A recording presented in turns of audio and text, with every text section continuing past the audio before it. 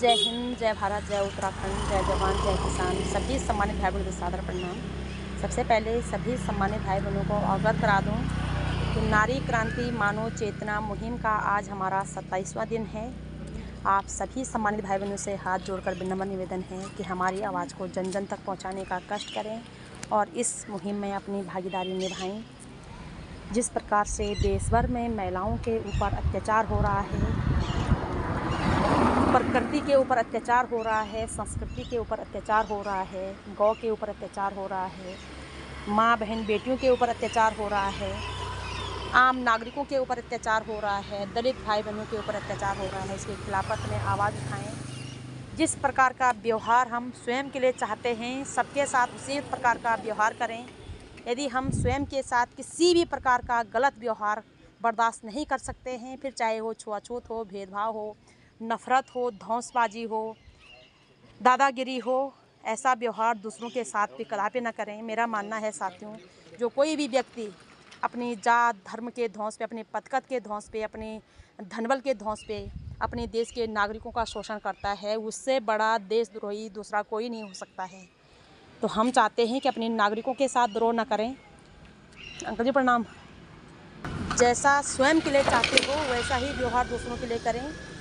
और कुछ बातों पे आप लोगों का ध्यान आकर्षित कर दूं। आज मैं एक वीडियो देख रही थी और वो वीडियो मैंने अपने फेसबुक पे भी शेयर किया हुआ है। एक भाई गंगा से, नदियों से कचरा निकाल रहे थे और महिलाओं से हाथ जोड़कर रिक्वेस्ट कर रहे थे कि मातृशक्ति प्लीज़ आपसे रिक्वेस्ट है कि पाखंडवाद के चक्कर में नदियों को गंदा न करें।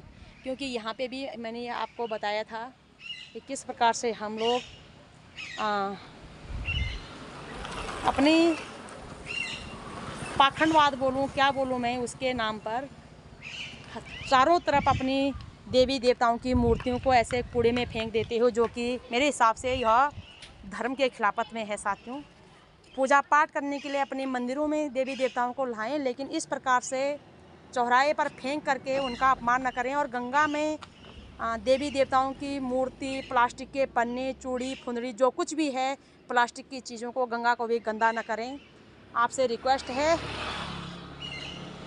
माँ गंगा जीवनदायिनी है। न केवल माँ गंगा बल्कि संपूर्ण नदियाँ जीवनदायिनी हैं। उनमें किसी भी प्रकार का कूड़ा कचरा ना फेंके, किसी के भी पाखंडी के चंगुल में फंस करके ऐसा उन्माद ना फैलाएं। साथियों, बिल्कुल हमारी आस्था है तो हमारी आस्था हाथ जोड़कर सेवा करने की होनी चाहिए, ना कि अपने देवी देवताओं की मूर्ति इस प्रकार से कूड़ेदान में फेंकना या फिर तमाम प्रकार के श्रृंगार के नाम पर पेड़ पौधों के ऊपर या नदियों में डाल देना।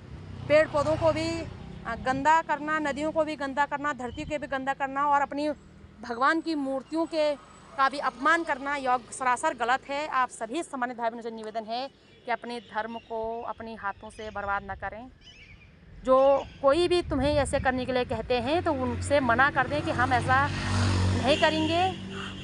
आस्था सेवा का विषय होता है और सेवा पशु पक्षियों की भी हो सकती है, सेवा गरीबों की हो सकती है, माता पिता की हो सकती है, बुजुर्गों की हो सकती है, बच्चों की हो सकती है, पेड़ पौधों की हो सकती है, किसी भी प्राणी की हो सकती है। लेकिन सेवा के नाम पे, पूजा के नाम पे पेड़ पौधों को प्रताड़ित करना, अपनी देवी देवताओं की मूर्ति को कहीं पे भी कूड़े कचरे में फेंक देना या फिर नदियों में प्लास्टिक डाल देना, यह सरासर प्रकृति के खिलाफत में है, धर्म के खिलाफत में है, देवी देवताओं के खिलाफत में है और स्वयं मानवता के खिलाफत में है। आपसे निवेदन है कि पाखंडवाद से मुक्त हों। बिल्कुल सेवा करनी चाहिए। पेड़ पौधों को पानी और खाद की आवश्यकता होती है। नदी ऑलरेडी स्वच्छ अपनी को कर देती हैं। साथियों, नदी जीवनदायिनी होती हैं, नदियों को हमारे कूड़े करकट की आवश्यकता नहीं है। आपसे निवेदन है कि इस विषय में चर्चा करें और प्लीज़ साथियों सुधार लाएं अपने अंदर भी और अपनी पूज्य पद्धति के अंदर भी। आशा ही नहीं, पूर्ण विश्वास करती हूँ कि आप सभी सम्मानित भाई बहन इस विषय में जागरूक होंगे। जय हिंद, जय भारत, जय उत्तराखंड।